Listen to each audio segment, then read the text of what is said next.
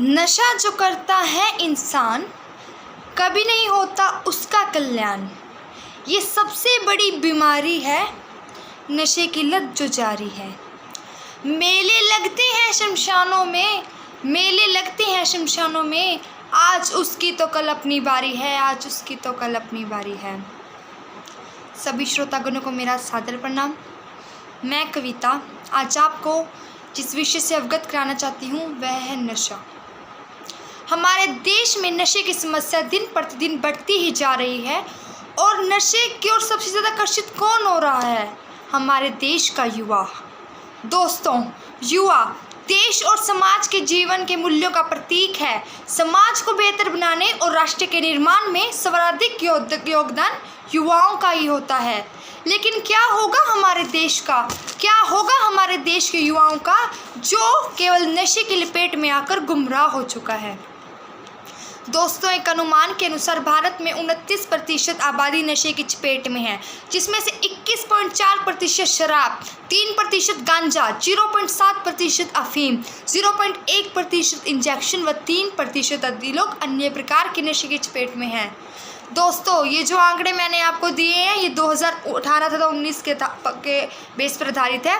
तो आप जरा सोचिए, अब तो 2020 भी ख़त्म होने वाला है, तो आप अनुमान लगा ही सकते हैं कि अब तो ये डाटा और अधिक बढ़ गया होगा। इस अनुमान में और अधिक बढ़ोतरी होना संभावित है। वैसे बढ़ोतरी क्यों होगी? कौन है जो नशे को बढ़ावा दे रहा है? क्यों इस नशे को बढ़ावा मिल रहा है?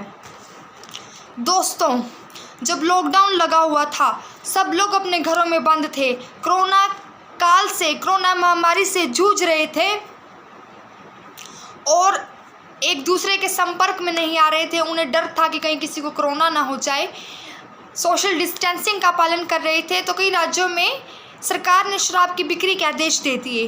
तो मेरा सवाल यह था कि शराब की बिक्री इतनी ज़रूरी थी कि सरकार यह भी भूल गई कि सोशल डिस्टेंसिंग का क्या होगा? जहाँ लोग ज़रूरी सामान की चिंता कर रहे थे, ज़रूरी कई लोग ऐसे थे जिनको समय पर खाना नहीं मिल रहा था, खाने के लिए तरस रहे थे, तो वहीं दूसरी ओर हमारी सरकार को चिंता हो रही थी शराब की बिक्री की, और शराब की बिक्री के बारे में सोच रहे थे।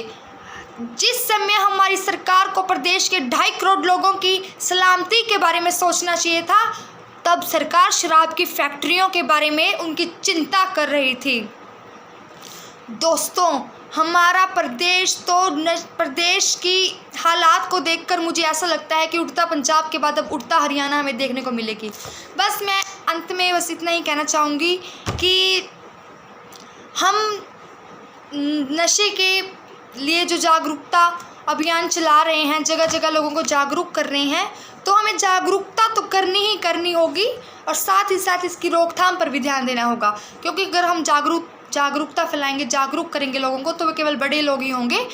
अगर हम नशे की रोकथाम करेंगे तो नशे को जड़ से ख़त्म किया जाएगा और नशे को बिल्कुल ख़त्म कर दिया जाएगा। और बस मैं इतना ही कहना चाहूँगी कि नशे को भगाओ, देश को बचाओ। जय हिंद, जय भारत। धन्यवाद।